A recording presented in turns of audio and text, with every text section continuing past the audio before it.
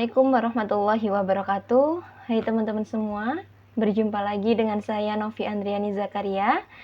Di video kali ini kita akan sharing mengenai bagaimana cara membuat judul dengan melihat identifikasi masalah yang ada pada sebuah skripsi, tesis, atau yang lain sebagainya.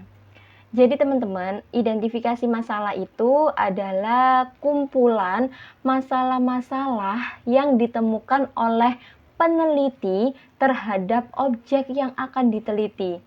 Jadi ketika teman-teman awal kan menentukan objek penelitian, baru kemudian teman-teman mencari keunikan baik yang positif maupun negatif ya kan. Kemudian teman-teman di situ kan menemukan sebuah permasalahan, beberapa permasalahan atau banyak sekali permasalahan. Nah, ini dimasukkan di identifikasi masalah.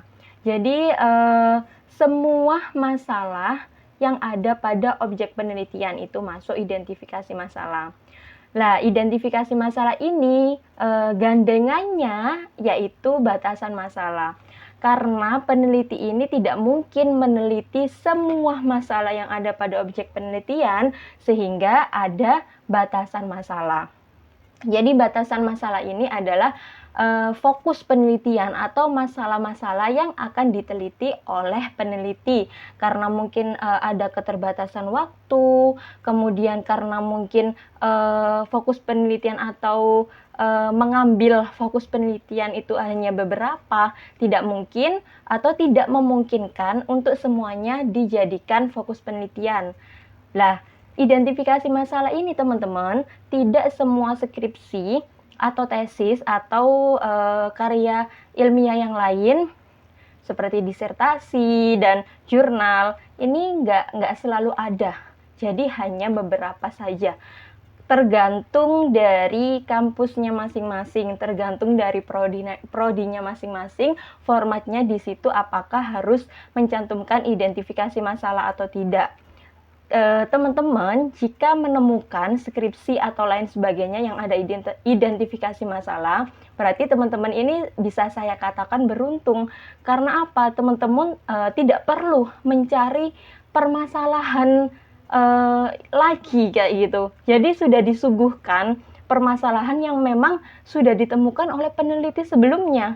Jadi teman-teman tinggal make kayak gitu. Misalkan teman-teman memang identifikasi masalah pada skripsi tersebut sesuai dengan jurusan teman-teman, sesuai dengan konsentrasinya teman-teman, kemudian memang ingin diteliti oleh teman-teman.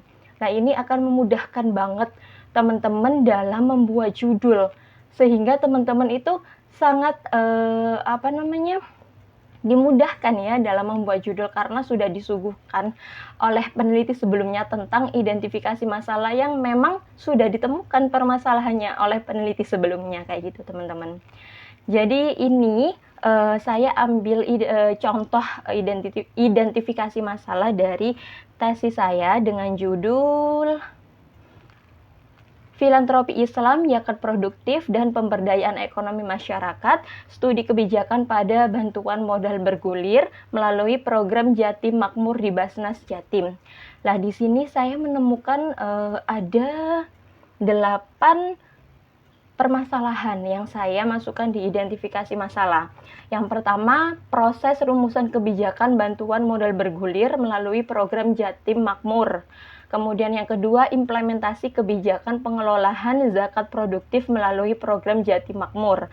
Yang ketiga, implikasi kebijakan bantuan modal bergulir melalui program Jatim Makmur.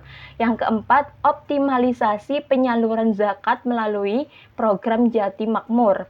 Yang kelima, rancangan model pemberdayaan pelaku UMKM berbasis zakat produktif. Yang keenam, efektivitas pemberdayaan zakat produktif program Jatim Makmur. Yang ketujuh, peran Basnas pada program Jatim Makmur. Dan yang terakhir, pengaruh pelatihan dan modal bergulir terhadap pendapatan usaha mustahik pada Basnas Jatim. Nah, di sini saya hanya mengambil 3 batasan masalah. Jadi memang tidak semuanya kan, dan tidak mungkin untuk diteliti semuanya. Karena mungkin keterbatasan waktu dan lain sebagainya. Jadi saya hanya ambil 3 yang paling atas. Jadi kalau teman-teman buat identifikasi masalah, masalah utama yang teman-teman jadikan fokus penelitian harus diletakkan di yang paling atas ya. Yang pertama tadi ya, proses perumusan kebijakan, kemudian implementasi kebijakan, dan yang terakhir implikasi kebijakan. Ada 3 fokus yang saya ambil di situ. Jadi teman-teman, kalau teman-teman mendengarkan dengan seksama ya, apa yang saya bacakan di sini itu sudah jadi judul gitu loh, nggak perlu dirubah lagi. Kalaupun dirubah, itu pun nggak jauh beda dengan identifikasi. Jadi di sini memang identifikasi masalah ini bisa teman-teman gunakan langsung untuk pembuatan judul. Jadi ini kan masalah-masalah yang saya temukan, tapi masalahnya di sini sudah berupa judul kayak gitu. Jadi ambilnya itu memang dari latar belakang. Jadi alasan pemilihan judulnya teman-teman di situ, kenapa berupa keunikan tadi ya, kenapa memilih objek tersebut, kenapa memilih judul tersebut, kemudian fenomena yang terjadi di objek penelitian tersebut, lah semuanya diidentifikasi sehingga seperti tadi yang saya bacakan, misalkan optimalisasi penyaluran zakat melalui program Jatim Makmur. Lah ini kan sudah seperti judul ya. Jadi teman-teman, kalau seandainya teman-teman ingin meneliti tentang penyaluran zakat melalui program Jatim Makmur, teman-teman bisa langsung ambil judul tersebut. Ambil di identifikasi, skripsi, tesis, disertasi, dan lain sebagainya. Langsung dijadikan judul itu bisa teman-teman. Tapi teman-teman nggak boleh hanya satu referensi. Misalkan hanya referensi tesis saya aja, misalkan kayak gitu, nggak boleh. Jadi memang harus diperkuat dengan banyak referensi dan juga dilihat tahunnya. Ini tahunnya meneliti baru atau sudah lama. Kalau misalkan baru, itu masih relevan mungkin ya, mungkin masih relevan dan permasalahannya mungkin masih membutuhkan pemecahan masalah atau membutuhkan solusi. Jika sudah lama, teman-teman harus melakukan survei awal ke objek tersebut, menanyakan kembali apakah pengoptimalisasian untuk penyaluran zakat melalui program Jatim Makmur di sini sudah berjalan optimal ataukah masih belum.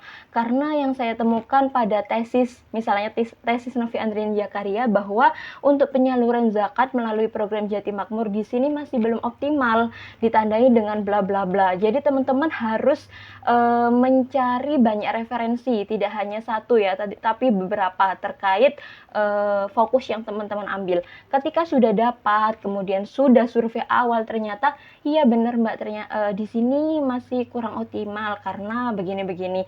Tanyakan lagi, kira-kira kendalanya apa ya Pak? Kendalanya apa ya Bu? Seperti itu ya teman-teman. Jadi boleh langsung teman-teman jadikan sebuah judul penelitian kalau diidentifikasi masalah itu. Kayak gitu ya teman-teman ya.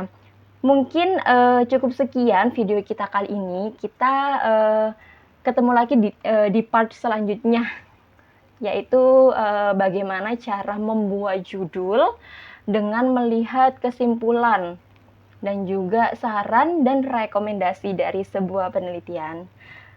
Cukup sekian dari saya, kurang lebihnya mohon maaf. Ketemu lagi di next video berikutnya. Sampai jumpa. Assalamualaikum warahmatullahi wabarakatuh.